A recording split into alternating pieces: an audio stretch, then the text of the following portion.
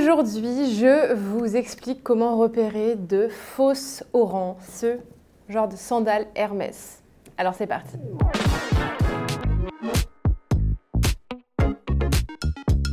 Hello hello, j'espère que vous allez bien. Alors aujourd'hui, la vidéo du jour, c'est tout simplement comment repérer des sandales Hermès qui sont fausses, des contrefaçons Hermès, les orangs.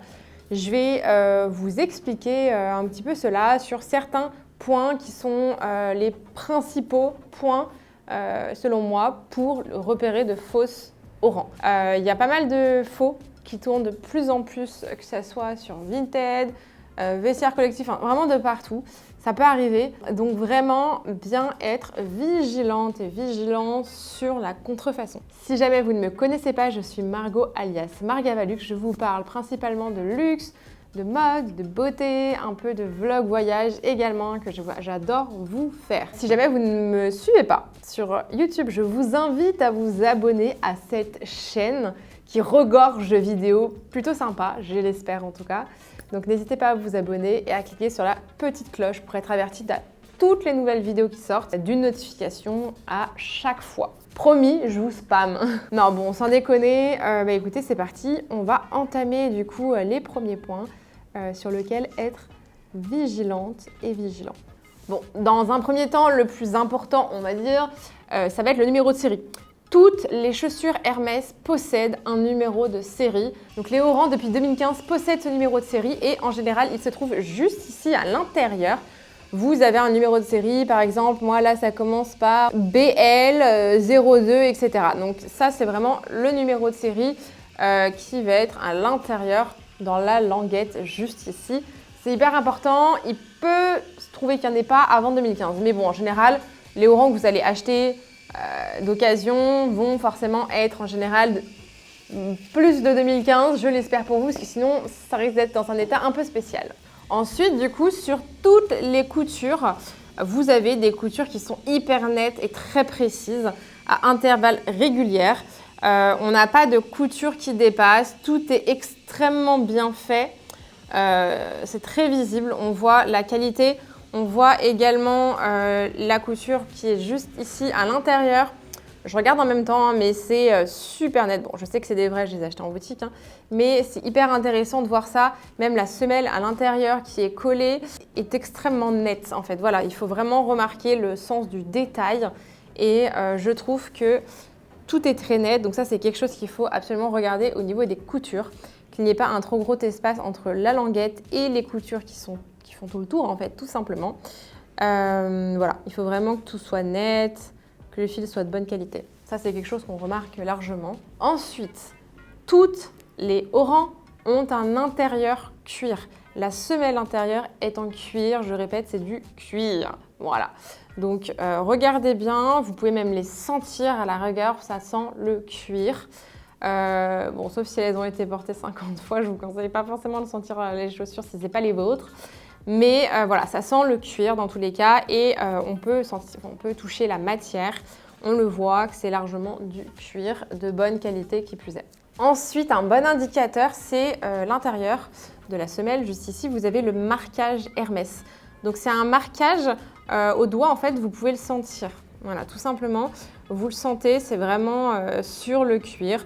Il est extrêmement bien fait, il est très visible, même quand vous portez, alors l'avantage c'est que même quand vous les portez énormément, ce marquage est censé être toujours visible et vous pouvez le sentir sous le doigt. C'est un marquage voilà, qui est le logo tout simplement Hermès, c'est écrit Hermès Paris.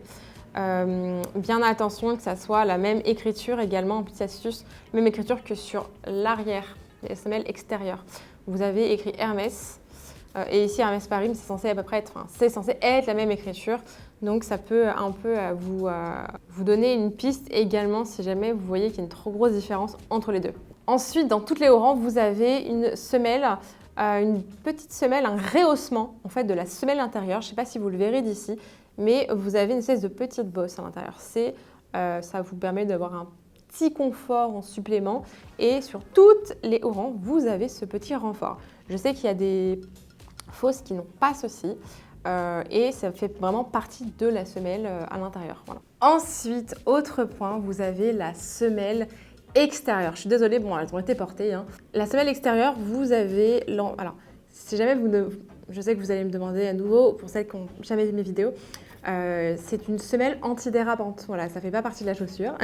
C'est des semelles... En fait, ces chaussures, les Oran, quand vous les achetez, la semelle extérieure est en cuir. Du coup, elle est hyper glissante, c'est hyper casse-gueule.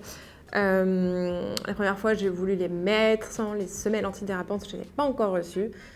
Ça n'a pas loupé, je me suis pété la gueule. Donc, vous avez des semelles antidérapantes, je vous mettrai le lien en description, je les ai payées. Vous avez un sachet de 10 pour 10 ou 11 euros, je crois, sur Amazon. Je vous remets le lien. Ça vaut pour les Oran, ça vaut pour toutes les chaussures, bottes, bottines, etc. que vous souhaitez. En tout cas, donc vous avez, on revient à nos moutons, la semelle extérieure, donc qui est en cuir également, hyper important. Vous avez les deux petits, ces espèces de petits clous, de petites vis qui sont juste ici. La semelle est toujours composée en deux parties ici, toujours très importante au niveau du talon. Vous avez également l'impression Hermès. Vous n'avez pas le pari, hein, c'est vraiment Hermès, la taille, et semelle en cuir made in Italy. Donc là, vous ne le verrez peut-être pas, j'essaierai de vous faire un zoom, sachant que c'est pareil, c'est vraiment incrusté dans le cuir. Vous pouvez le sentir quand vous touchez. En général, même si les chaussures sont très abîmées, vous pouvez quand même le voir encore. Voilà, vous pouvez le sentir ou le voir. Ça ne change pas en général. Et comme je le disais, c'est une semelle extérieure qui est en cuir également. Donc c'est une chaussure qui est quasi 100% en cuir, ça c'est hyper important.